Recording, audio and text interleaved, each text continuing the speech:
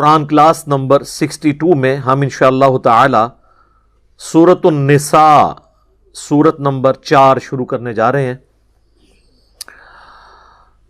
اس سے پہلے ہم دو بڑی صورتیں قرآن کی مدنی کور کر چکے ہیں، سورۃ البقرہ اور سورہ آل عمران، اور ان دونوں کے تعارف میں نے عرض کیا تھا کہ قرآن حکیم کی صورتیں جوڑوں کی شکل میں ہیں۔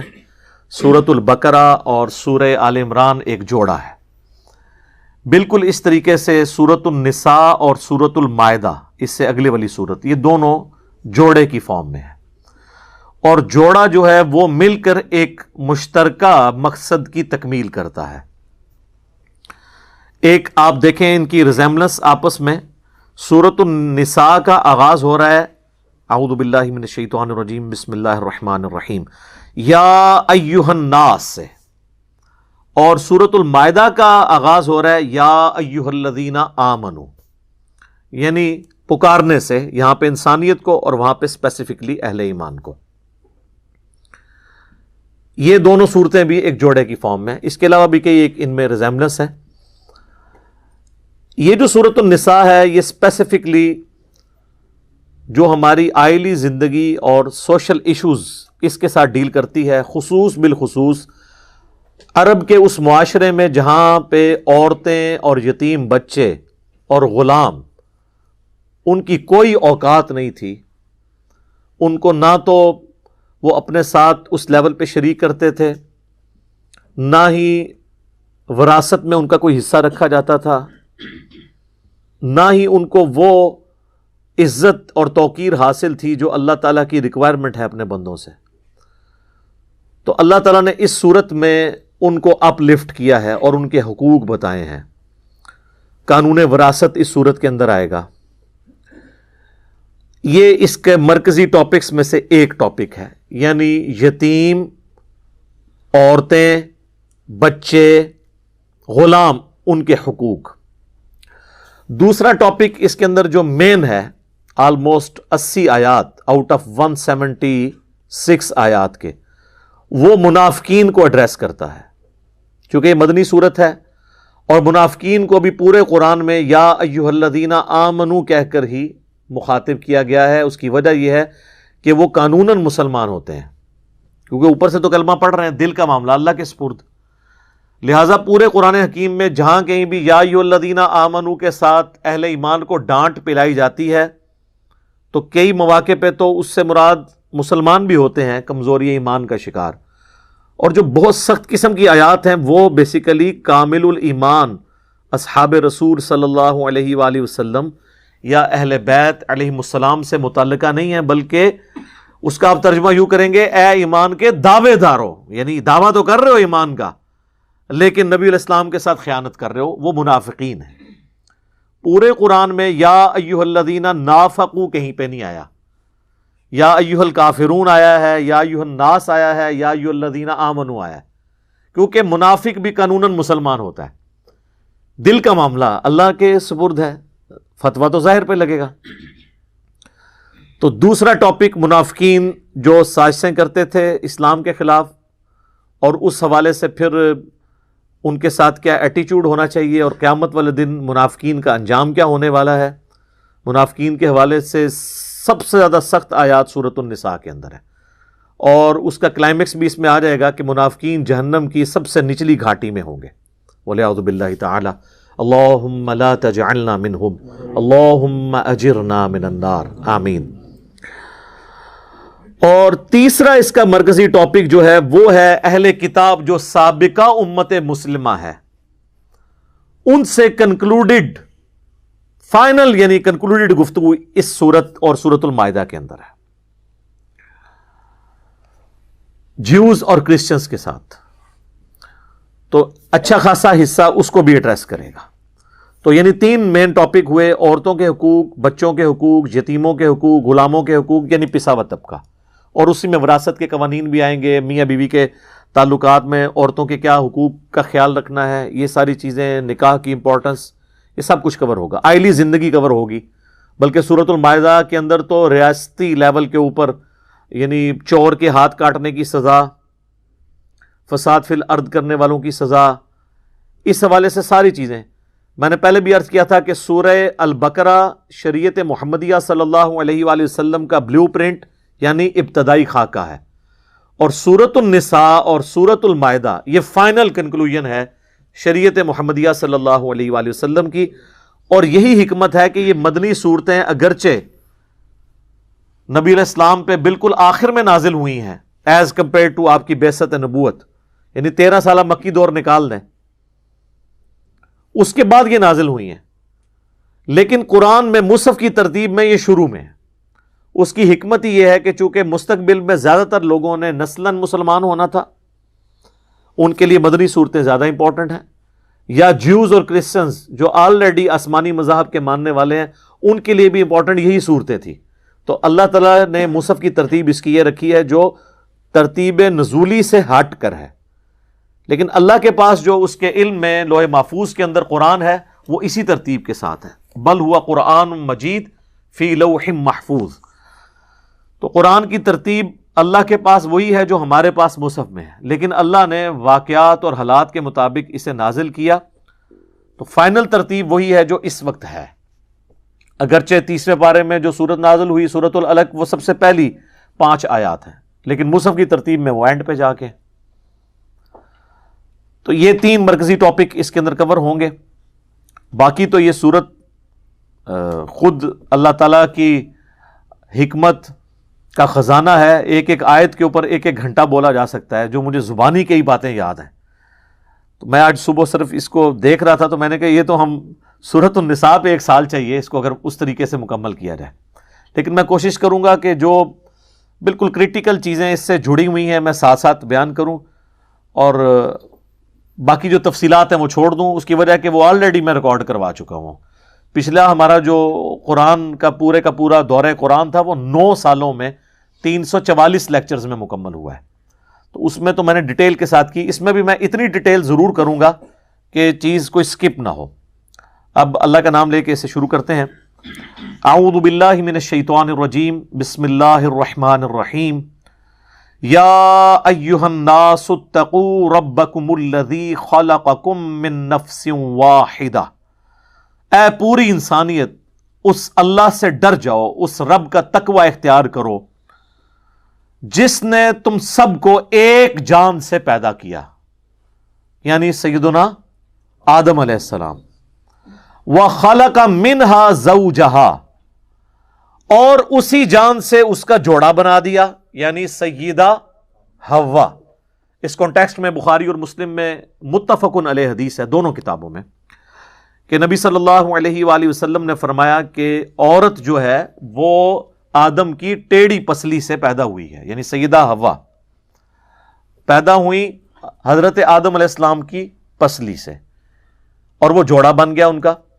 اور پھر اس جوڑے سے کیا ہوا؟ وَبَثَّ مِنْهُمَا رِجَالًا كَثِيرًا وَنِسَاءً، اور پھر ہم نے مرد و عورت کے اس جوڑے سے کثیر تعداد میں مرد اور عورتیں اس زمین کے اوپر پھیلا دیے. اس کی تفصیل ہمیں قرآن و حدیث میں نہیں ملتی کہ یہ کس طریقے سے ہوا. البتہ سابقہ جو ہمارے پاس نالج ہے اسرائیلی روایات کی شکل میں جیوز اور کرسچنز کے ہاں، اس سے ہمیں تھوڑا بہت اس کا اشارہ ملتا ہے کہ حضرت آدم اور سیدہ حوا علیہم السلام ان کے ہاں ایک جوڑا صبح کے وقت پیدا ہوتا تھا اور ایک جوڑا شام کے وقت، اور وہ بڑے مختصر وقت میں جوان بھی ہو جاتے تھے. چونکہ اللہ نے اب سٹارٹ تو لینا تھا نا، سٹارٹ کے وقت تو کچھ نہ کچھ ایسی ایکٹیویٹی پرفارم ہونی تھی نا. اور پھر جو صبح کے وقت جوڑا ہوتا تھا نا اس کا کراس شام والے جوڑے کے ساتھ ہوتا تھا، یعنی صبح کے وقت جو لڑکا تھا اس کا نکاح شام والی لڑکی کے ساتھ، اور جو شام والا لڑکا ہے اس کا صبح والی لڑکی کے ساتھ. اس طرح کراس ہوتا تھا. اور جب یہ سلسلہ شروع ہو گیا اس کے بعد پھر اللہ تعالیٰ نے جو بہن اور بھائی والا رشتہ ہے جو پہلے اس وقت میں ظاہر ہے کہ ایز اے لاسٹ ریزارٹ اس کو آغاز کرنے کے لیے وقتی طور پر حلال تھا، اس کو قیامت تک کے لیے حرام کر دیا. وہ ابدی حرمت والے رشتے کون کون سے ہیں وہ بھی سورۃ النساء میں آ جائیں گے. تو اس طریقے سے یہ معاملہ چلا، اور اسی کانٹیکسٹ میں وہ قابیل اور حابیل کا واقعہ بھی ملتا ہے. وہاں پہ بھی ان کا کنفلکٹ اسی بات پہ ہوا تھا، اس پہ میری ڈیٹیل ویڈیو ریکارڈڈ ہے. سورۃ المائدہ میں وہ واقعہ آئے گا تو پھر انشاءاللہ اس پہ ہم گفتگو کریں گے. تو اللہ تعالیٰ فرماتا ہے کہ اس جان سے اس کا جوڑا یعنی سیدہ حوا کو پیدا کیا اور کثیر تعداد میں پھر مرد و عورت اس زمین کے اوپر بسا دی اللہ نے. واتقوا اللہ، ڈر جاؤ اس اللہ سے، اس کا تقوی اختیار کرو. الذی تساءلون بہ والارحام، وہ اللہ کے جس کے ذریعے تم ایک دوسرے سے سوال کرتے ہو. یعنی جب معاملہ بالکل پھنس جاتا ہے تو آخر میں انسان کہتا ہے یار اللہ کے لیے جانے دو، اللہ کے لیے معاف کر دو، ٹھیک ہے اس کی غلطی ہے لیکن اللہ کا واسطہ. تو اللہ تعالیٰ فرماتا ہے تم اپنے جھگڑوں میں جب بالکل بے بس ہو جاتے ہو تو جس ذات کا حوالہ دے کر ایک دوسرے کو خوف دلاتے ہو کہ اللہ سے ڈرو، اس کے ساتھ یہ نہ کرو، اس اللہ کا تقوی پھر تم اختیار بھی کرو. یہ صرف ایک زبانی کلامی جملہ نہ ہو جس طرح ہمارے اکثر لوگ یہ بولتے ہیں جی وہ جیڑی رات قبر ہی جی وہ باہر نہیں، جیڑی باہر ہے وہ قبر ہی نہیں. تو اس کے بعد تو یہ ہونا چاہیے کہ آج سے تم قبر کی تیاری بھی شروع کر دو. نہیں، یہ جملے وہ بدماش اور گنڈے بول رہے ہوتے ہیں جو قاتلانہ حملے میں بچ جاتے ہیں اور اس کے بعد ان کی کوئی لائف چینج بھی نہیں ہوتی. ہونا تو چاہیے اس کے بعد پھر وہ لائف بھی اس طریقے سے گزارے نا کہ آج کی رات اگر قبر میں چلے گی تو میں اللہ کو منہ بھی دکھا لوں. تو یہ ایک روایتی جملے ہیں، ایک علمی شہوت ہے کوئی پوری کر لے، جب تک پریکٹیکلی آپ اللہ کو اکاؤنٹیبل نہیں ہوتے. تقوی مسند احمد میں حدیث ہے صحیح سند کے ساتھ. اللہ کے محبوب صلی اللہ علیہ وآلہ وسلم نے حجۃ الوداع پہ جو خطبہ دیا تھا اس میں یہ الفاظ بھی تھے، مسند احمد میں آئے ہیں کہ آپ صلی اللہ علیہ وآلہ وسلم نے فرمایا کہ لوگوں تم سب کے سب آدم کی اولاد ہو اور آدم کو اللہ نے مٹی سے پیدا کیا تھا. کسی گورے کو کالے پر، کسی کالے کو گورے پر، کسی سرخ کو سیاہ پر، کسی سیاہ کو سرخ پر کوئی فضیلت حاصل نہیں ہے سوائے تقوی کے، جو یہاں پہ بار بار آ رہا ہے. جو اللہ سے جتنا ڈر گیا، سورۃ الحجرات میں بھی آیا نا، ان اکرمکم عند اللہ اتقاکم، تم میں سے اللہ کے حضور مرتبے والا وہ ہے جو پرہیزگار ہوگا، اللہ سے ڈرنے والا ہوگا. یعنی کسی کے نسب کی بنیاد پہ اس کو فیصلہ نہیں ہونا. ہاں اگر نسب اس کا اچھا ہے اور اعمال بھی اچھا ہے تو پھر نسب ظاہر ہے وہ پھر ویلیو ایڈیشن کر دے گا. پھر سیدہ فاطمہ ہی جنتی عورتوں کی سردار ہوں گی جو بخاری مسلم میں آیا. پھر سیدنا حسن و حسین ہی جنتی نوجوانوں کے سردار ہوں گے جو جامعہ ترمذی کے اندر آیا اور مسند احمد کے اندر. لیکن پہلی چیز ہے کہ عمل بھی درست ہوئے. صحیح مسلم میں حدیث ہے، نبی علیہ السلام نے فرمایا جس کے عمل نے اسے پیچھے چھوڑ دیا اس کا نسب، اس کا خاندان اسے آگے نہیں کر سکتا. ہاں جس کے نسب نے اسے، جو عمل نے اس کو پیچھے نہیں چھوڑا، عمل اس کے درست ہے تو پھر اس کا نسب اسے فائدہ دے گا. تو ہم ایکسٹریم رویوں پہ نہیں ہیں، ہم نسبت کو مانتے ہیں، لیکن نسبت یہ نہیں ہونی چاہیے کہ ہو سید اور سب سے زیادہ جو ہے وہ سوٹے بھی وہی لگا رہا ہو. پھر تو اس کی عزت نہیں ہوگی جب تک اس کے اعمال نہیں ہوں گے. اس پہ بھی میرے یوٹیوب پہ ایک ویڈیو ہے، کیا سارے ہاشمی سید جو ہیں ان کا احترام کیا جائے. تو یہ دیکھنا ہوگا کہ وہ سید ہونے کا حق بھی ادا کر رہے ہیں، نہیں صرف دعویٰ کرنے سے نہیں. تو اس مسند احمد کی حدیث میں الفاظ ہیں کسی گورے کو کالے پر، کالے کو گورے پر، سرخ کو سیاہ پر، سیاہ کو سرخ پر کوئی فضیلت نہیں سوائے تقوی کے. تقوی کی بنیاد پہ اللہ تعالیٰ قیامت والے دن نوازے گا. تو یہاں پہ بھی آپ دیکھیں سٹارٹ ہوا یا ایھا الذین آمنوا اتقوا ربکم، اپنے رب سے ڈرو، اس کا تقوی اختیار کرو. پھر آگے چل کے پھر آیا واتقوا اللہ الذی تساءلون بہ والارحام. یہاں پھر تقوی کو اللہ تعالیٰ نے ایڈریس کیا. تو اس اللہ سے ڈرو جس کی وجہ سے ایک دوسرے سے سوال کرتے ہو، والارحام، اور جو اللہ تعالیٰ نے رحمی رشتے بنائے ہیں، خون کے رشتے بنائے ہیں، ان کی بھی پاسداری کرو. یعنی اللہ سے ڈرتے ہوئے جس طرح ایک دوسرے کو سوال کرتے ہو، اللہ ہی سے ڈرتے ہوئے ارحام کا بھی خیال رکھنا ہے، رحمی رشتوں کا. یعنی یوٹرس رحم کہا جاتا ہے عربی میں. تو یعنی ماں کے رشتے سے یا باپ کے رشتے سے جو تمہارے رشتہ دار ہیں ان کا بھی خیال رکھنا ہے. قطع رحمی نہیں، صلہ رحمی. بخاری اور مسلم دونوں میں حدیث ہے جب اللہ تعالیٰ نے صلہ رحمی کو پیدا کیا تو فرمایا کہ جو تجھے جوڑے گا میں اس سے اپنا تعلق جوڑوں گا، اور جو تجھے توڑ دے گا میں اپنا تعلق اس سے توڑ دوں گا. اور ایک اور حدیث ہے بخاری اور مسلم دونوں میں کہ نبی علیہ السلام نے فرمایا کہ قطع رحمی کرنے والا شخص جو ہے وہ جنت میں داخل نہیں ہوگا. تو رشتہ داروں کے ساتھ صلہ رحمی کرنا ضروری ہے، لیکن یہ صلہ رحمی ہوگی اللہ اور اس کے محبوب صلی اللہ علیہ وآلہ وسلم کی تعلیمات کے اندر اندر. یہ نہیں ہے کہ وہ یہ ماں کے جی داڑھی مڈا دے رہی تو میں دودھ نہیں بخشاں گی. یہ کتنی متکبر مائیں ہیں جو یہ جملہ بولتی ہیں. ان ماؤں سے پوچھو کہ بھئی تم نے خود جنت میں جانا ہے کہ نہیں، کہ تم دوسروں کی جنت کا فیصلہ کر رہی ہو اور اکڑ رہی ہو اللہ اور اس کے رسول کی مخالفت کے اوپر. ماں باپ کی عزت کا ہمیں کس نے حکم دیا ہے؟ اللہ نے. اور اگر ماں باپ اللہ کے باغی ہوں اور پھر وہ اکسائیں اپنی اولاد کو کہ وہ اللہ کے مخالفت پہ کھڑا ہو تو پھر ان کی اطاعت نہیں ہوگی. لیکن دنیا میں سورہ لقمان میں ہے کہ معروف طریقے سے ان کے ساتھ چلنا ہے، بدتمیزی نہیں کرنی، لیکن ان کا کہنا نہیں ماننا اس معاملے میں جہاں پہ وہ اللہ اور اس کے محبوب صلی اللہ علیہ وآلہ وسلم کے خلاف چلنے کا حکم دے. دنیا معروف طریقے سے لے کے چلنا ہے.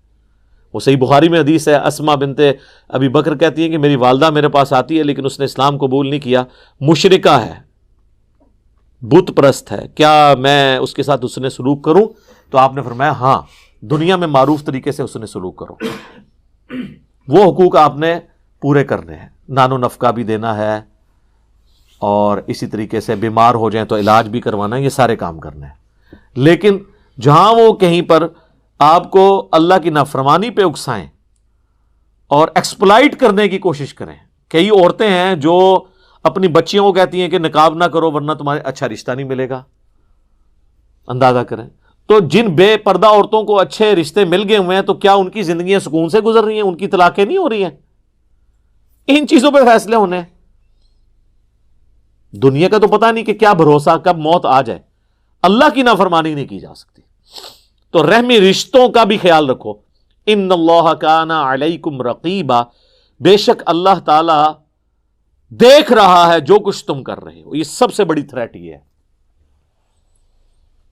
اور یہ اگر انسان کے سامنے یہ معاملہ ہر وقت رہے کہ میرا رب مجھے دیکھ رہا ہے تو پھر انسان کے لیے گناہوں سے بچنا آسان ہو جاتا ہے. دنیا کی شرم اور حیا کی وجہ سے لوگ برائی سے بچ جاتے ہیں. کئی لوگ ہیں وہ داڑھی رکھتے کہتے ہیں جی اب داڑھی رکھ کے تو یہ کام نہیں اب کر سکتے ہم. کئی لوگوں نے ٹوپی رکھی ہوئی ہے تو وہ ٹوپی کی شرم و حیا کی وجہ سے کئی کام چھوڑ دیتے ہیں کہ لوگ کہیں گے یار یہ دیکھو اس نے کیا کیا. تو سب سے بڑھ کر شرم و حیا اللہ کی کرنی چاہیے، اور وہ اللہ جو دیکھ رہا ہے. باقیوں کا دیکھنا تو میٹر نہیں کرتا، وہ سزا بھی نہیں دے سکتے، اور اللہ وہ دیکھنے والا ہے کہ اگر وہ سزا کا فیصلہ کر دے تو کوئی چھڑا نہیں سکتا. یہ بات ہے. اور اگر وہ چھوڑنے کا فیصلہ کر دے تو کوئی پکڑ نہیں سکتا. يَمْسَسْكَ اللَّهُ بِضُرٍّ فَلَا كَاشِفَ لَهُ إِلَّا هُ، اگر اللہ کسی کو پکڑ لے تو اس کے سوا کوئی نہیں چھڑا سکتا. وَإِن بِخَيْرٍ، اور اگر وہ خیر کا ارادہ کر لے فَلَا رَادَّ لِفَضْلِهِ، اس کے فضل کو کوئی ٹال نہیں سکتا. تو اس اللہ کو اپنے سامنے رکھو. اس کانٹیکس میں وہ حدیث جبریل بڑی مشہور ہے، بخاری مسلم دونوں میں ہے، اور مسلم میں کتاب الایمان چیپٹر میں پہلی حدیث ہی یہی ہے. پہلی 92 روایتیں تو مقدمے کی ہیں، 93 نمبر حدیث جو مسلم شریف میں ہے نا، حدیث جبریل بڑی ڈیٹیلڈ ہے. اس میں حضرت جبریل نے انسانی شکل میں آ کے جب مختلف سوال کیے تو ایک سوال اس میں یہ تھا کہ فرمائیے کہ احسان کیا ہے. تو آپ صلی اللہ علیہ وآلہ وسلم نے فرمایا احسان کا درجہ یہ ہے کہ تم نماز اس طرح پڑھو، اللہ کو اس طرح یاد کرو گویا کہ تم اپنے رب کو اپنے سامنے دیکھ رہے ہو. اور اگر یہ تصور نہیں کر سکتے تو کم از کم یہ تصور رکھو کہ اللہ تمہیں دیکھ رہا ہے. اچھا، اس کا بعض لوگوں نے نا، یہ تو ایک بات ہو رہی تھی اصطلاحاً سمجھانے کے لیے، وہ اس کو بالکل لفظی معنوں میں لے گئے. جی کئی لوگ جو ہیں وہ نماز اس طرح پڑھتے ہیں کہ اللہ ان کو نظر آ رہا ہوتا ہے. اس کے ساتھ لینا دینا ہی کوئی نہیں ہے. مراد یہ ہے کہ جیسا کہ تم اللہ کو اگر سامنے دیکھو نا تو تمہاری توجہ کسی اور کی طرف نہیں جائے گی. بالکل اس طریقے سے تم نماز پڑھتے وقت پوری کنسنٹریشن سے نماز پڑھو. اس کا یہ مطلب نہیں تھا کہ واقعی کو دیکھ سکتا ہے نماز کی حالت میں اللہ کو، اور اگر یہ تصور نہیں تو کم از کم یہ تصور تو رکھ سکتے ہو کہ اللہ تمہیں دیکھ رہا ہے. یہ جو آیت ہے نا جی پہلی سورہ نساء کی جو ہم نے کور کی، یہ نبی علیہ السلام کے جو خطبے ہوتے تھے نا ان میں بھی آپ یہ آیت پڑھا کرتے تھے. صحیح مسلم میں ایک بڑی لمبی حدیث ہے. کچھ غریب مسلمان آئے، نیو مسلمز، بعض کے پاؤں میں جوتیاں بھی نہیں تھیں، کپڑے بھی پھٹے پرانے تھے. نبی علیہ السلام نے ان کی حالت دیکھی تو آپ کے چہرے کا رنگ جو ہے وہ متغیر ہو گیا. آپ نے لوگوں کو جمع کیا مسجد میں، اعلان کروا کے، اور مسجد میں آپ نے ممبر لگا کے خطبہ دیا. اور خطبے کا سٹارٹ ہی آپ نے اس آیت سے کیا، سورۃ النساء کی آیت نمبر 1، یا ایھا الناس اتقوا ربکم الذی خلقکم من نفس واحدہ. یعنی بتانا تھا کہ یہ جو اب نئے مسلمان آئے ہیں یہ بھی تمہارے باپ آدم کی اولاد میں سے ہیں. اور پھر آپ نے اس کے بعد سورۃ الحشر کی وہ آیت تلاوت کی کہ اے ایمان والو اللہ کا تقوی اختیار کرو اور ہر جان دیکھے کہ اس نے آگے کے لیے کیا عمل آگے بھیجا ہے، اللہ کی راہ میں صدقہ خیرات کر کے. یہ آیات سے آپ نے مسلمانوں کو موٹیویٹ کیا، پھر ترغیب دلائی کہ اللہ کی راہ میں خرچ کرو. تو لوگ اپنے اپنے گھروں کو گئے، جتنا ہو سکا لوگ اپنے گھروں سے لانا شروع کر دیا. انہوں نے ایک انصاری گھر گیا اور اس نے اتنا بڑا بورا ساز و سامان کا بھرا ہوا لا کے مسجد کے سین میں رکھا. سب سے پہلے اس کو دیکھ کے باقی لوگوں کو بھی حوصلہ ہوا کہ یار یہ تو بچاڑا ایک لوور کلاس کا آدمی تھا، یہ اتنا کچھ اٹھا کے لے آیا. تو لوگ اپنے گھروں کی طرف گئے اور لا کے مسجد میں ڈھیر لگ گیا سامان کا. اور صحیح مسلم کے الفاظ ہیں کہ نبی علیہ السلام کا چہرہ مبارک سورج کی طرح چمکنا شروع ہو گیا خوشی کی وجہ سے. اچھا، آپ کے جو ایکسپریشنز تھے نا بڑے ابرپٹ ہوا کرتے تھے. اگر آپ کو غصہ آتا تھا تو چہرہ مبارک سرخ ہو جاتا تھا فوراً ہی، اور اگر خوشی ملتی تھی تو چہرہ مبارک پہ خوشی نظر آتی تھی. آپ اتنے خوش ہوئے، آپ نے فرمایا کہ جس نے اسلام میں اچھا طریقہ جاری کیا، یعنی یہ اس انصاری نے پہلا قطرہ بارش کا بنا ہے، تو جتنے لوگ اس پہ عمل کریں گے اس کا ثواب بھی اسے ملے گا اور ان کے ثواب میں بھی کمی نہیں ہوگی. اور جس نے اسلام میں برا طریقہ جاری کیا، جتنے لوگ اس پہ عمل کریں گے اس کا وبال اس جاری کرنے والے پہ ہوگا، اور جو خود کر رہے ہوں گے ان کا بھی چھٹکارا نہیں ہوگا، ان کے بھی وبال میں کمی نہیں ہوگی. یہ آدھی حدیث جو پیش کر کے بدعت حسنہ اور بدعت سیئہ ثابت کرتے ہیں، اس میں الفاظ ہے سنتن حسنتن اور سنتن سیئتن، یا حالت رفع میں پڑھیں گے تو سنتن حسنتن، سنتن سیئتن، اچھا طریقہ، اچھی سنت اور بری سنت. یہ سنت سے مراد طریقہ. تو اسلام میں اچھے طریقے جاری جو کرتا ہے اس کو ثواب ملتا ہے، بشرطے کہ دین نہ بدلے. جس طرح امام بخاری، امام مسلم نے کتابیں لکھی، حضرت ابوبکر، عمر، عثمان و علی نے تو کوئی کتاب نہیں لکھی حدیث کی. تو یہ ان کو طریقہ اللہ نے سجھایا، انہوں نے حدیث کو ریٹن فارم میں لے کے آئے. یہ اسلام میں اچھا طریقہ ہے، یہ بدعت نہیں ہے. بدعت تب ہوتی جب اس میں دین وہ سکھایا جاتا جو بابوں کا ہوتا. اس میں تو امام بخاری اپنی بات ہی نہیں کرتے، تو سند پہنچاتے ہیں نبی علیہ السلام تک. تو یہ اچھا طریقہ اور اچھی بدعت، اس میں فرق سمجھیں. بدعت چاہے اچھی ہو یا بری ہو وہ بدعت ہوتی ہے اور اس پہ وبال ہے. سنت جو ہے، اب جس طرح میں کہتا ہوں یہ کیمرے میں ریکارڈنگ ہو رہی ہے، اچھا طریقہ ہے. یہ گھڑی، اس کی بنیاد پہ نمازوں کی ٹائمنگ مسجد میں سیٹ کرنا، کس طرح ہمارا ٹائم ٹیبل اور شیڈیول جو ہے وہ ایڈجسٹ ہو جاتا ہے، یہ اچھا طریقہ ہے. مسجد میں ایئر کنڈیشن لگانا، اچھے قالین بچھانا، یہ اچھا طریقہ ہے. حج کرنے کے لیے ہوائی جہاز پہ جانا، یہ اچھا طریقہ ہے. یہ اچھی بدعت نہیں ہے، طریقہ ہے. بدعت تب ہوتی جب حج کے ارکان یا نماز کے ارکان اس میں کوئی تبدیلی لے آتا. تو یہ سپورٹیو چیزیں، جو دین کو سپورٹیو چیزیں جو ہیں وہ بدعت نہیں ہوتی، اچھے نئے طریقے ہوتے ہیں. ہاں دین کو کوئی بدل دے، کوئی فجر کی 2 کی بجائے 3 رکھتے پڑے اور کہ جی خیر ہے ایک فالتو ہی پڑی ہے، وہ 3 بھی 0 سے ملٹیپلائی ہو جائیں گی، کیونکہ وہ نبی کے طریقے سے ہٹ جائیں گی صلی اللہ علیہ وآلہ وسلم. اب جناب دیکھیں، یہ بنیادی آیت ہے.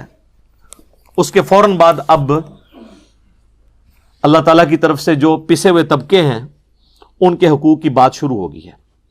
پہلے نمبر پر یتیموں کو ایڈریس کیا جا رہا ہے. وَآتُوا الْيَتَامَىٰ أَمْوَالَهُمْ، اور یتیموں کو ان کے مال دے دیا کرو. یہ نہیں ہے کہ تمہارا بھائی مر گیا اور تم پیچھے سے جو ہے وہ اپنے بھتیجوں کے مال پہ قابض ہو جاؤ. نہیں، کفالت کرو لیکن ان کا مال ان کو ان کا حصہ دو. وَلَا تَتَبَدَّلُوا الْخَبِيثَ بِالطَّيِّبِ، اور ردی مال دے کر اچھا مال نہ حاصل کر لو ان سے. یعنی اب جداد تقسیم ہو رہی ہے، ایک بھائی مر گیا ہے، دوسرے بھائی نے کہا کہ اچھا اب وراثت تقسیم ہونی ہے، تو یہ تو میں یعنی اب مال میں سے اچھا مال اپنے پاس رکھ لوں، برا اس کو دے دوں، یہ کام نہیں کرنا۔ وَلَا تَأْكُلُوا أَمْوَالَهُمْ إِلَىٰ أَمْوَالِكُمْ، اور نہ کھاؤ ان کے مال اپنے مالوں میں ملا کر،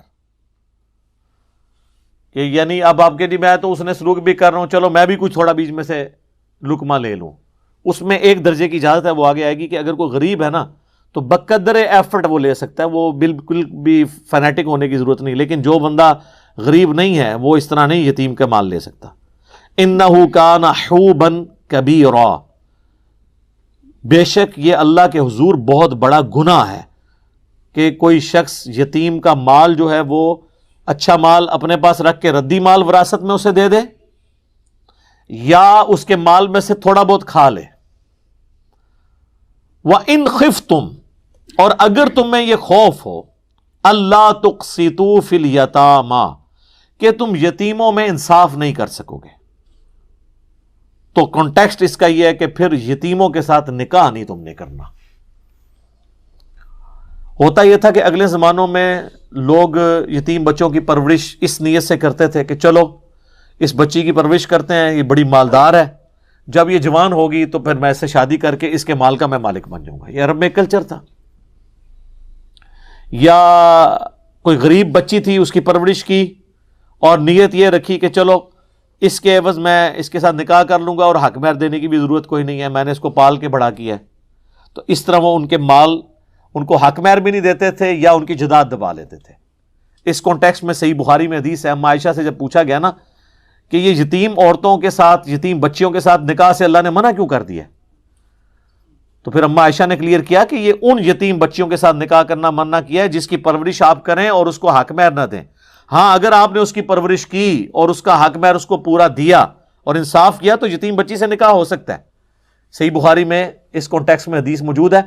اور سورۃ النساء کے اندر پھر وہ آیت بھی نازل ہو گئی جب حضور سے کاؤنٹر کوسچن ہوا کہ یہ ہم یتیم بچیوں سے نکاح نہیں کر سکتے، تو اللہ تعالیٰ نے پھر وہ فتویٰ بھی دیا۔ وہ اسی صورت میں نا وہ پھر آیت کوٹ کی امام اما عائشہ نے سلام اللہ علیہا، کہ وہ آیت آگے چل کے آ جاتی ہے سورۃ النساء کے اندر ہی 127 نمبر آیت ہے وہ، جس میں اللہ تعالیٰ نے یہ کلیئر کیا ہے کہ تم فتویٰ پوچھ رہے ہو مجھ سے یتیم عورتوں کے بارے میں، تو میں تمہیں اس کا فتوے کا جواب ہی دے دیتا ہوں۔ 127 وَيَسْتَفْتُونَكَ فِي النِّسَاءِ، اور اے نبی یہ آپ سے فتویٰ مانگتے ہیں، آپ کا اوپینین پوچھتے ہیں عورتوں کے معاملے میں، یعنی وہ کن عورتوں سے اللہ تعالیٰ نے منع کر دیا ہے سورۃ النساء کے اندر کہ یتیم عورتوں سے نکاح نہیں ہو سکتا۔ قُلِ اللَّهُ يُفْتِيكُمْ، اے نبی تم فرماؤ کہ اللہ تمہیں فتویٰ دیتا ہے فیہن ان کے بارے میں، وَمَا يُتْلَى عَلَيْكُمْ فِي الْكِتَابِ فِي يَتَامَى النِّسَاءِ، جو کتاب میں تمہیں بتایا گیا تھا یتیم عورتوں کے بارے میں، اللتی لا تؤتونہن ما کتب لہن، وہ ان عورتوں کے بارے میں ہے جن کو تم حق مہر نہیں دیتے اور ان کے ساتھ یتیم ہونے کی وجہ سے ظلم کر کے ان کو اپنے نکاح کے اندر لے لیتے ہو۔ ترغبون ان تنکحوہن، اور تم یہ رغبت رکھتے ہو کہ ان سے نکاح کر کے ان کی دولت پہ قبضہ کر لو، تو ایسا نکاح منع ہے۔ اور پریفر یہی ہے کہ جس بچی کو آپ نے پالا آپ اس سے شادی نہ کریں، بلکہ اس کے ولی بن کے اس کی شادی کہیں اور کریں، تاکہ اس کے ساتھ کہیں ظلم ہو تو آپ اس کے پیچھے کھڑے ہوں۔ آپ مجھے بتائیں یتیم بچی کے ساتھ کوئی شادی کر لے اور پھر اس پہ ظلم کرے، وہ بچی کہاں جائے گی؟ اس کا تو پیچھے ولی کوئی نہیں ہوگا۔ تو اسلام نے اس چیز کو ناپسند کیا ہے کہ کوئی کسی یتیم بچی کی پرورش کرے پھر اس سے خود شادی کر لے اور پھر اس کا استحصال کرنا شروع کر دے۔ ہاں اگر استحصال نہ کرے تو وہ سورۃ النساء کی آیت نمبر 127 میں اجازت مل گئی، استحصال نہیں کرتے پھر تو بہت نیکی کا کام ہے۔ لیکن بہتر یہ ہے کہ تم خود اس کے ولی بن کے کہیں اور شادی کرو، تاکہ اگر کوئی معاملہ کل کو بگڑے تو تم پیچھے اس کے پشت پہ کھڑے ہو اس کی سپورٹ کے لیے۔ تو فرمایا گیا اگر تمہیں خطرہ ہونا انصاف نہیں کر سکتے یتیموں کے معاملے میں تو پھر ان سے تم نے نکاح نہیں کرنا۔ فانکحوا، پس نکاح کرو، ان یتیم عورتوں کو چھوڑ دو، ان کے سوا اور عورتوں سے نکاح کرو، ما طاب لکم، جو تمہیں پسند آئیں، من النساء، عورتوں میں سے، مثنا و ثلاث و رباع، دو دو، تین تین، چار چار۔ یہ عربی میں بولنے کا یعنی ایک محاورتاً یوں بات بولی جاتی ہے. اب بعض لوگوں نے یہ 2 کو جمع کر کے 4 کیا, 3 کو جمع کر کے 6 کیا, 10 ہو گئی, اور 4 کو جمع کر کے 8 کیا, اور کہتے ہیں 18 بھی ہو سکتی ہیں. یہ نہیں, یہ عربی لنگوسٹک ہے. تو یہ جو ڈبل بولا گیا نا, اس کا مطلب ورنہ تو اللہ نے 18 ڈائٹ ہی کہہ دینا تھا. تو اللہ تمہارا 2 کر لو, چلو 3 کر لو. اب اس کا 3 اگر میں کسی کو یار چلو یار 2 ہی لے لو تسی, اگر میں کہوں یار کھجوریں بانٹ رہے ہیں 1 اور میں کہوں یار چلو 2 لے لو, تو اس کا یہ مطلب ہوگا کہ ہر بندے کو 4 دینی ہے. نہیں, مراد یہ ہے کہ چونکہ جمع پہ بات ہو رہی ہے کہ 2 ساروں کو دیجیے. میں کہوں یار چلو 3 لے لو, 3 لے کا مطلب یہ کہ 6 لے لو, نہیں, سب کو 3 دے دو. تو یہ وہ محاورتاً بات ہو رہی ہے. تو یتیم عورتوں کو چھوڑ کے تم کسی بھی عورت سے جو تمہاری محرم نہ ہو نکاح کر سکتے ہو. 2, 3 اور 4 یہ حد لگا دی.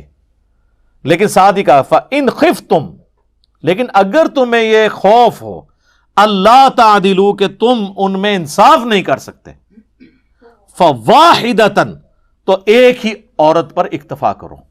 ایک ہی بیوی ہونی چاہیے اگر آپ کو یہ ڈر ہو جائے کہ آپ ان میں انصاف نہیں کر سکتے. ہاں, انصاف کر سکو پھر 4 تک کی اجازت ہے, اور یہ 4 ایک وقت میں ہے. اگر کوئی فوت ہو گئی یا طلاق دے دی پھر ایک اور کر لی تو وہ 5ویں نہیں شمار ہوگی, وہ 4تھی ہوگی. ایک وقت میں 4 کر سکتے ہو بشرطے کہ ان کے ساتھ انصاف کر سکو. اس کانٹیکسٹ میں کئی احادیث موجود ہیں, ابو داؤد کے اندر, ترمذی میں, مسند احمد میں. کئی مسلمان ہوئے جن کی 4 سے زیادہ شادیاں تھیں, تو نبی الاسلام نے پھر انہیں کہا کہ 4 رکھو, باقیوں کو طلاق دے دو, اپنا بیچ میں سے چوز کر لو کون سی 4 رکھنی ہے. 4 سے زیادہ نہیں تم رکھ سکتے ایک وقت کے اندر.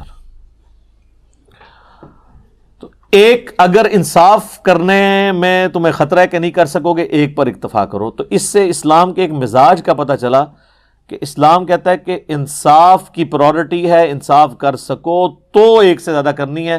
ورنہ انڈیا پاکستان میں تو جس نے ایک سے زیادہ کی ہے نا, خود بھی ذلیل ہوا ہے اور پورے معاشرے کو بھی اس نے ذلیل کرایا, الا ماشاء اللہ,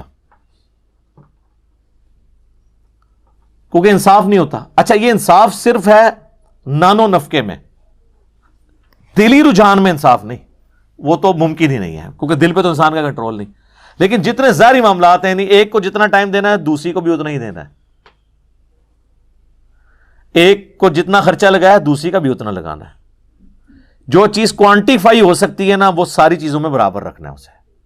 یہ نہیں ہے کہ ایک کو اعلیٰ گھر میں رکھا ہے دوسرے کو, پھر تم انصاف نہیں کر رہے ہوگے. وہ آپ نے برابر رکھنا ہے. باقی دلی رجحان تو ظاہر ہے کہ بچے انسان کے اپنے سارے بچے ہوتے ہیں, لیکن سارے بچے ایک جیسے عزیز نہیں ہوتے. کچھ زیادہ کسی سے محبت ہوتی, کسی سے کم ہوتی ہے, لیکن ہوتی سب سے ہی ہے. اس میں انسان کنٹرول نہیں کر سکتا. اسی طرح ایک بیوی جو ہے وہ خامند کو زیادہ رسپیکٹ دیتی ہے, زیادہ اچھے طریقے سے بیہیو کرتی ہے, آٹومیٹکلی اس کی محبت خامند کے دل میں زیادہ ہوگی. لیکن یہ نہیں کہ اب یہ اس کی محبت میرے دل میں زیادہ ہے تو میں اس کے ساتھ زیادہ اس نے سلوک کروں ایز کمپیئر ٹو دوسری بیوی کے, الا یہ کہ وہ بیوی خود اپنا کوئی حق معاف کر دے, وہ والا معاملہ علیحدہ ہے.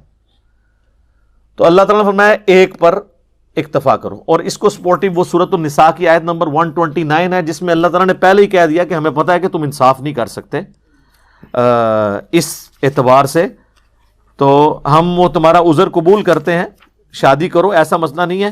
لیکن ایکسٹریم رویہ نہ اختیار کرو کہ ایک کے ساتھ ہو کے رہ جاؤ اور باقیوں کو تم چھوڑ دو. وہ اللہ تعالیٰ نے سورہ نساء کی ہی آیت نمبر 129 میں بینیفٹ آف ڈاؤٹ دے دیا ہے. وَلَن تَسْتَطِيعُوا أَن تَعْدِلُوا بَيْنَ النِّسَاءِ وَلَوْ حَرَصْتُمْ, تم کتنی بھی کوشش کر لو ہرگز اپنی بیویوں میں انصاف نہیں کر سکو گے. یہ تو اللہ نے خود ہی مان لیا. تو اس کا مطلب ہے اللہ تعالیٰ ہمیں چھوٹ دے رہا ہے. فَلَا تَمِيلُوا, بس ایک چیز کا خیال رکھو, فَلَا تَمِيلُوا كُلَّ الْمَيْلِ فَتَذَرُوهَا كَالْمُعَلَّقَةِ, ایسا نہ کرنا کہ کسی ایک کی طرف ہی بہت جھک جاؤ اور دوسری جو ہے وہ سسپینڈڈ پوزیشن میں لٹکی رہے, نہ وہ شور والی ہے نہ بغیر شور والی ہے, ایک ہی کے پاس رہتے ہو دوسری کو سال ہزار پوچھتے ہی نہیں ہو, ایسے نہ ہو. تو اللہ تعالیٰ نے فرمایا کہ یہ ہمیں پتہ ہے کہ اس طرح کا انصاف نہیں ہو سکتا دلی محبت کا, لیکن جو دنیاوی طور پہ جتنی فیسلٹیز ہیں اس میں آپ نے انصاف کرنا ہے. او ما ملکت ایمانکم، یا پھر تمہارے ہاتھ کا مال جو کنیزیں ہیں. اب یہ آبسلیٹ ہو چکا ہے سلسلہ. اس زمانے میں تھی کہ جنگوں میں جو عورتیں غیر مسلم مردوں کی مسلمانوں کے ہاتھ لگتی تھی، اور ان غیر مسلم مردوں کی عورتیں جو عورتیں جنگ کرنے کے لیے میدان جنگ میں آئی ہوتی تھی. یہ نہیں ہے کہ کوئی ملک فتح کیا تو ان کی ساری عورتیں مسلمان لونڈیاں بنا لیتے تھے، نہیں، صرف وہ عورتیں جو جنگ لڑنے کے لیے آئی ہوتی تھی ان کو لونڈیاں بنایا جاتا تھا.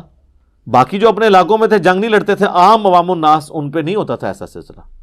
تو اب ان کا دو ہی حال تھے، ایک تو یہ کہ ان کو واپس بھیج دیا جائے کافروں کے پاس، وہاں جائیں گی تو وہ پھر دشمنی اتارنے کے لیے آ جائیں گی، اور دوسرا یہ کہ وہ مسلمان مردوں کو ڈپینڈنگ اپان جس کی جتنی پرفارمنس ہے جہاد اور قتال میں وہ امیر المومنین ان کو تقسیم کریں. خیر اب یہ سلسلہ ایبسلیٹ ہو چکا ہے. اسلام نے اتنا پروموٹ کیا غلاموں کو آزاد کرنے کے فضائل اور لونڈیوں کو آزاد کرنے کے اور خود نکاح کرنے کے. خود جو سیدہ صفیہ تھیں یہودیہ تھیں اور یہ بھی لونڈی بن کے نبی علیہ السلام کے پاس آئی تھی، صحیح بخاری میں آتا ہے. تو نبی علیہ السلام نے ان کو آزاد کر کے ان سے نکاح کیا، اور آزاد کرنے کی جو قیمت تھی وہ ان کا حق مہر قرار پایا اور ام المومنین بن گئی.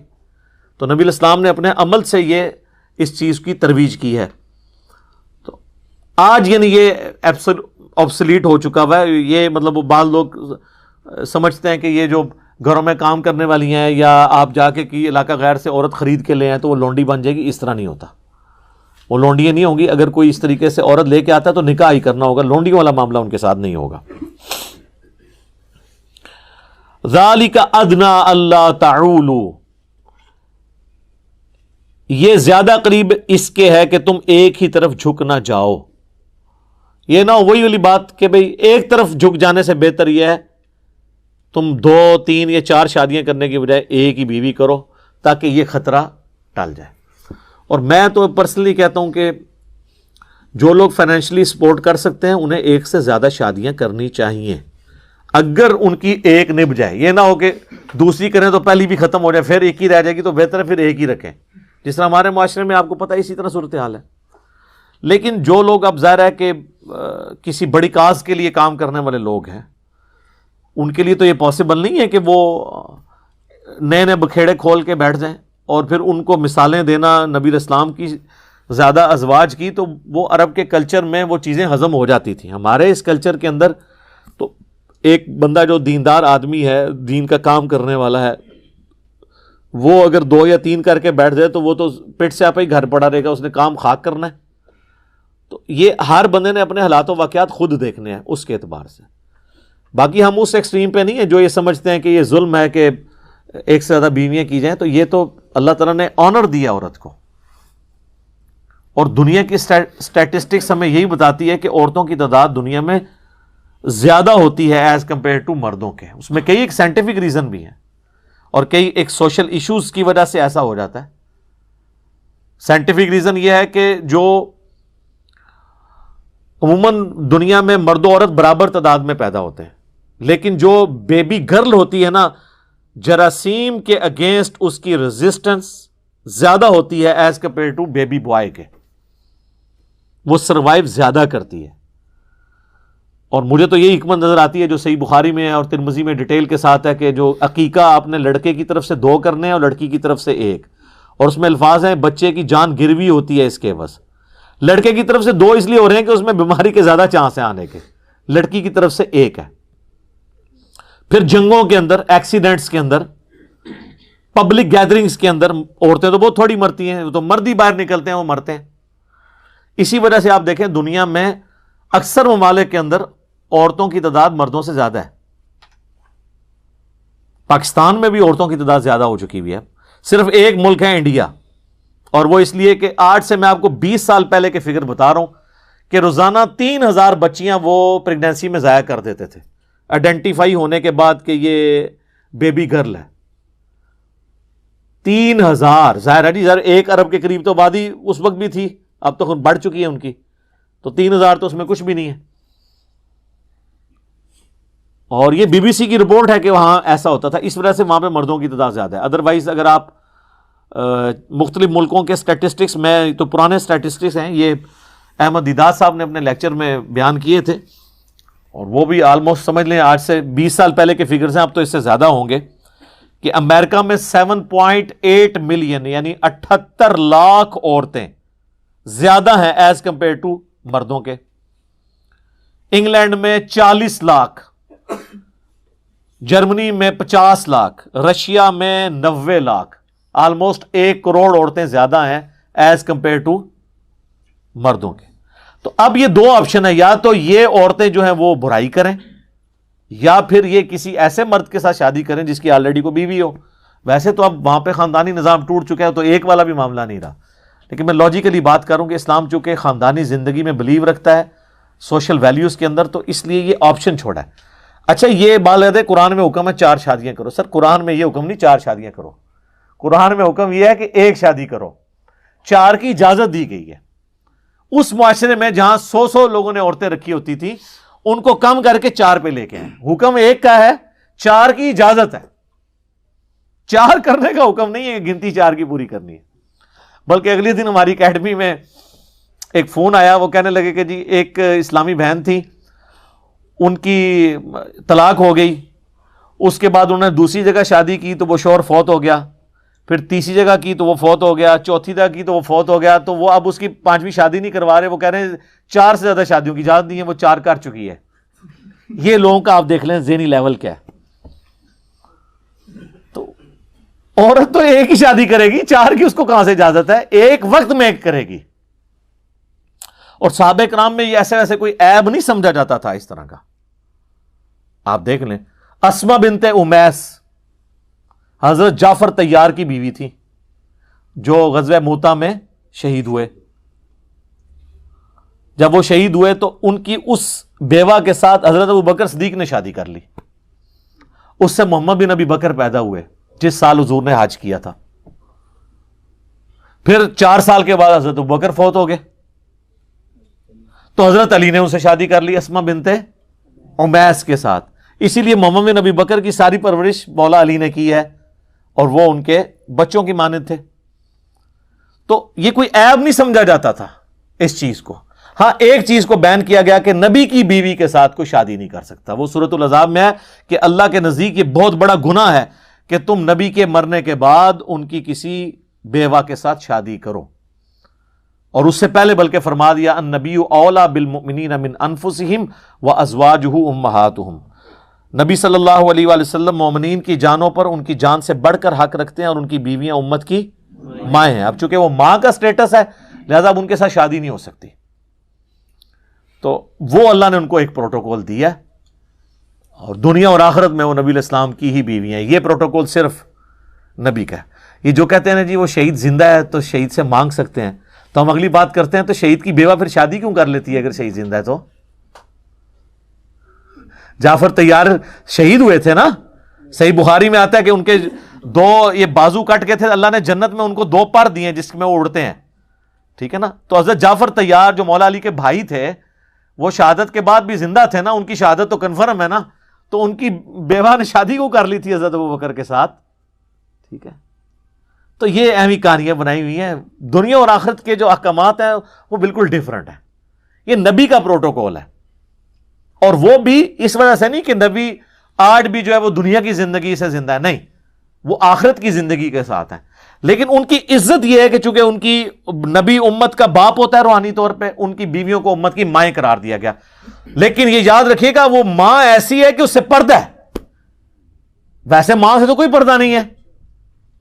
قرآن میں آیا کہ نبی کی بیویوں سے جو بات کرنی ہے وہ پردے میں کرنی ہے. کوئی چیز مانگنی ہے اور اپنی زبان بھی اے نبی کی بیویوں ایسی استعمال نہیں کرنی کہ کسی کے دل میں روگ ہو تو وہ کوئی برائی کا ارادہ کرے.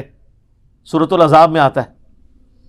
اما عائشہ سے بھی اگر اصحاب رسول کو مسئلہ پوچھنے جاتے تھے یا تابعین تو وہ پردے میں جواب دیتی تھی.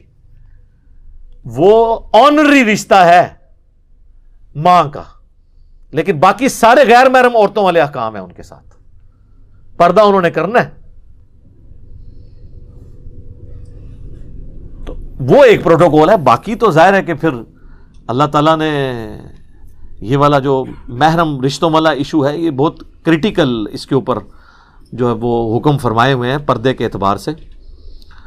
نکاح جو ہے وہ سنت ہے، وہ ضرور کریں، لیکن اتنے ہی نکاح کریں جتنے آپ سنبھال سکتے ہیں، ورنہ جو ہے نا وہ اپنے لیے الٹا یہ نہ ہو کہ مصیبت کھڑی کر دیں. یہاں تو جو بندہ کچھ کر نہیں رہا ہوتا کہتے تھا بیاہ کر دو،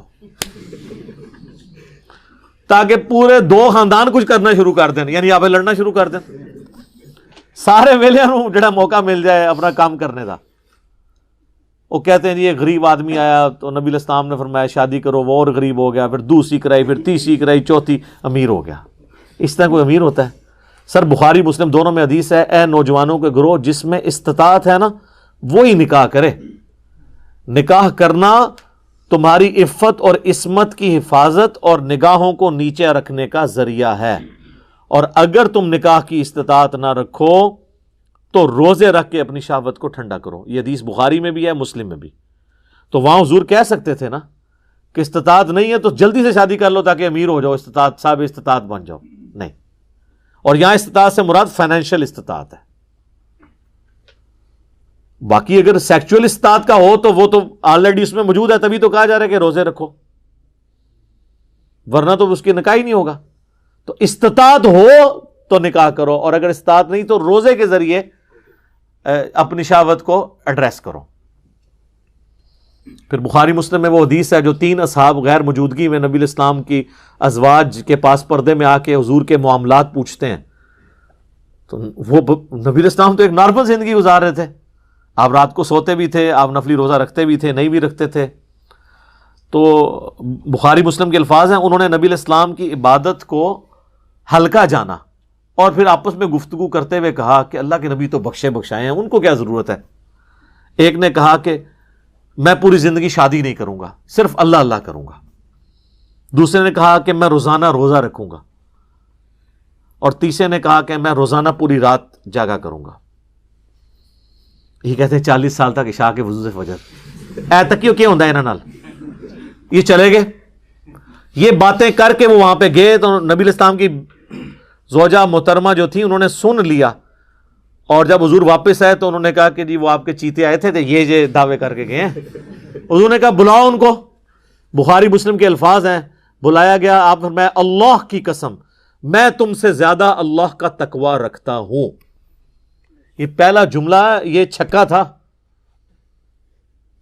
کہ تم تقوی اور نیکوکاری یہ سمجھتے ہو کہ یہ حرکتیں کرو گے اور مجھ سے زیادہ کوئی نیک ہو سکتا ہے؟ میں اللہ کا پیغمبر ہوں، میں تم سے زیادہ اللہ کا تقوی رکھتا ہوں. میں نفلی روزے رکھتا بھی ہوں، چھوڑ بھی دیتا ہوں، میں رات کو آرام بھی کرتا ہوں اور اٹھ کے نماز بھی پڑھتا ہوں، یعنی ایک نارمل لائف گزار رہا ہوں. اور میں نے بیویاں بھی رکھی ہوئی ہیں، نکاح کیے ہوئے ہیں. پھر آپ نے فرمایا فمن رغب عن سنتی، جس نے میری سنت کو چھوڑ دیا.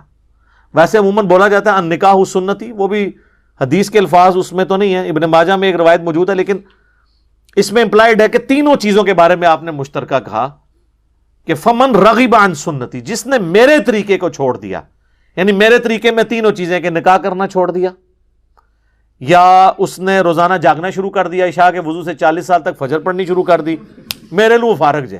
او ایک بازی کرتے ہو سکتا ہے، اللہ نے نبی دا مننے والا نہیں ہو سکتا. تو خدا کے لیے اپنے بزرگوں کو بے عزت ہونے سے بچائیں. یہ فضیلت نہیں ہے، یہ اگر ان کی بزرگی کو اگر کوئی ختم کرنے والی چیز ہے وہ یہ ہے کہ 40 سال تک عشاء کے وضو سے فجر پڑھتے تھے. جی یہ تو بزرگ وڈنے والی ہے گل. بزرگوں نو بچانا ہے تو یہ کیا کرو، رات نو سوندے بھی سن تو اٹھ کے نماز بھی پڑھ لیندے سن. یہ نہ کوئی عشاء کے، یہ بتاتے ہیں کرتب ان کا، یہ کرتب ہی ہے نا. یہ تو یہ حدیث دیکھ، اور اس حدیث پہ نا امام بخاری نے باب باندھا ہے کہ عبادت میں غلو کرنا ناپسندیدہ عمل ہے. یہ ہے کتابوں کا دین اور وہ ہے بابوں کا. اسی تو ہم عرض کرتے ہیں کہ مرنے سے پہلے اے مسلمان کر لے اس میں غور، کتابوں کا خدا اور ہے، بابوں کا خدا اور. یہ بابوں نے تو پتہ نہیں کس خدا کا تعارف آپ کو کروایا ہے. جو کتابوں کا خدا ہے نا، جو پیغمبروں کا خدا ہے، وہ تعارف اس طرح کرواتا ہے اپنا، اور یہ فضیلت بتا رہے ہوتے ہیں. ایک اور حدیث ہے بخاری اور مسلم دونوں میں، حضرت عبداللہ بن عمر بن عاص کی بیوی نے حضور کو شکایت بھیجی کہ یہ جو آپ کا صحابی ہے نا، یہ میرے حقوق پورے نہیں کرتا، یہ روزانہ روزہ رکھتا ہے اور رات کو بھی پوری رات عبادت کرتا رہتا ہے. تو نبی علیہ السلام نے ان کو بلا کے پوچھا کہ اے عبداللہ، میں نے تمہارے بارے میں یہ سنا ہے، کیا ایسا ہی ہے؟ انہوں نے عرض کی یا رسول اللہ ایسے ہی ہے. وہ تو ایکسپیکٹ کر رہے تھے حضور کہنے کے یار ادھر آنا ذرا جفی پا, تو صحیح نکلے ہیں میرے صحابہ وچوں. آپ فرمایا عبداللہ اگر ایسا کرو گے, پوری رات جاگو گے تو تم اندھے ہو جاؤ گے. تمہاری آنکھوں کا بھی تم پہ حق ہے, تمہارے جسم کا بھی تم پہ حق ہے, تمہاری بیوی کا بھی تم پہ حق ہے. پھر نبی علیہ السلام فرمایا دیکھو میں بھی تو ایک لائف زندگی گزار رہا ہوں نا, میں رات کو سوتا بھی ہوں, اٹھ کے نماز بھی پڑھتا ہوں, نفلی روزے رکھتا بھی ہوں, چھوڑ بھی دیتا ہوں. انہوں نے کہا یا رسول اللہ صلی اللہ علیہ وسلم میرے اندر بہت طاقت ہے, میں اللہ کی عبادت کر سکتا ہوں, تو میں تو روزانہ روزہ رکھوں گا. آپ نے فرمایا کہ جو روزانہ روزہ رکھتا ہے گویا کہ ایسا ہے کہ وہ روزہ رکھتا ہی نہیں. چلو زیرو. یہاں کتنے بزرگوں کا کہتے ہیں جی این سال تو انہوں نے روزہ ہے, او خدا دا نہ گلاں بند کر دو, بزرگی بچانی سے کسی دی ہے, پٹھیاں پٹھیاں گلاں بند کرو. آپ فرمایا جو روزانہ روزہ رکھتا ہے گویا وہ روزہ نہیں رکھنے والا. پھر آپ نے فرمایا کہ مہینے میں 3 روزے رکھ لو, یہ گویا ایسا ہے کہ تم ہمیشہ روزے رکھتے ہو. ان کا یا رسول اللہ میرے میں اس سے زیادہ طاقت ہے. پھر حضور نے اور بڑھائے کرتے کرتے آپ نے آخر میں فرمایا کہ بس اتنی اجازت ہے کہ ایک دن روزہ رکھو, ایک دن نہ رکھو, یہ داودی روزے ہیں, اس سے زیادہ میں تمہیں اجازت نہیں دوں گا. تو پھر جب وہ بوڑھے ہو گئے نا تو وہ پھر وہ یاد کرتے تھے اس حدیث کو, کہتے تھے او کاش میں نے حضور کی وہ والی فیسلٹی لے لی ہوتی, اب مجھ سے نہیں روزے رکھے جاتے. تو وہ حضور نے تو مجھے پہلے اتنی بڑی آفر کی تھی. خیر ہمارے لیے تو اس سے بھی آسان آفر ہے.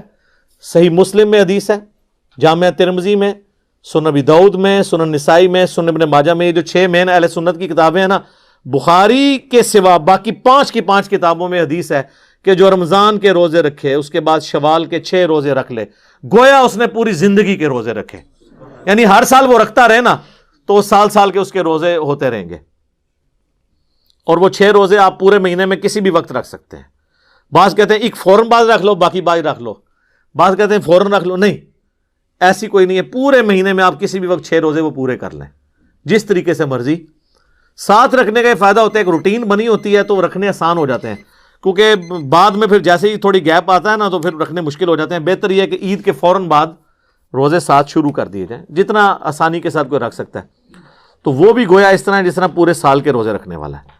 تو سر یہ کتابوں کا دین بہت آسان ہے. میں اکثر اپنے بھائیوں سے کہتا ہوں, لوگ تو یہ کہتے ہیں کہ علم دین آئے گا تو پھر مشکل ہو جاتی ہے, عمل کرنا پڑ جاتا ہے. سر یہ لوگ کہتے ہیں, حالانکہ اگر آپ کے پاس علم دین آ جائے نا تو آپ کے لیے دین پہ چلنا آسان ہو جاتا ہے. کئی کام آپ ایسے کر رہے ہوتے ہیں جو فضول ہوتے ہیں اور آپ نے خام خواہ اپنے آپ کو مصیبت میں ڈالا ہوتا ہے, اور وہ اللہ کی نافرمانی کے کام ہوتے ہیں اور آپ اس پہ مشقت اٹھا کے تو بڑے ثواب کی امید لگائے بیٹھے ہوتے ہیں, جبکہ اللہ نے اسے 0 سے ملٹیپلائی کرنا ہے. صحیح مسلم میں حدیث ہے, نبی علیہ السلام فجر کی نماز پڑھنے کے بعد اپنے گھر تشریف لائے اور پھر آپ کہیں نکل گئے تو آپ نے اپنی زوجہ سیدہ جویریہ کو دیکھا کہ وہ مصلی پہ بیٹھی ہوئی ہیں. تو آپ کافی دیر بعد جب واپس آئے نا تو وہ ابھی تک مصلی پہ بیٹھی ہوئی تھی. کم از کم 1.5-2 گھنٹے تو بنتے ہیں فجر سے لے کے اشراق تک, اور اس کے بھی بعد حضور تو صحیح مسلم میں آتا ہے کہ کافی جب سورج بلند ہوتا تھا تو واپس آتے تھے. تو آپ جب گئے یعنی فجر کے لیے جا رہے تھے تو وہ مصلی پہ تھی, اور واپس اتنی دیر بعد آئے تو مصلی پہ ہی تھی. آپ میں تم صبح کی بیٹھی ہوئی ہو مصلی پہ, اور میں نے آنے کے بعد 4 کلمات 3 دفعہ کہے ہیں, اور مجھے اس سے زیادہ ثواب مل گیا جو تم صبح سے بیٹھی ہوئی ہو. سبحان اللہ و بحمدہ عدد خلقہ ورضا نفسہ وزنۃ عرشہ ومداد کلماتہ. یعنی سبحان اللہ و بحمدہ کے ساتھ 4 کلمات, عدد خلقہ ورضا نفسہ وزنۃ عرشہ ومداد کلماتہ. اس کو 3 دفعہ میں نے پڑھا اور تم سے زیادہ ثواب مل گیا. یہ ہم نے صبح شام کے اذکار میں یہ بلو کارڈ کے اندر وظیفہ ڈالا ہوا ہے. تو سر ثانیہ. اب جس کو یہ پتا ہوگا, خصوصاً میرے جیسا بندہ جو مسجد میں فرض کے بعد زیادہ دیر بیٹھ نہیں سکتا مولویوں کے شر سے بچنے کی وجہ سے, تو ہم تو پہلے بہت بیٹھا کرتے تھے, اب تو کہیں نہیں بیٹھ سکتے.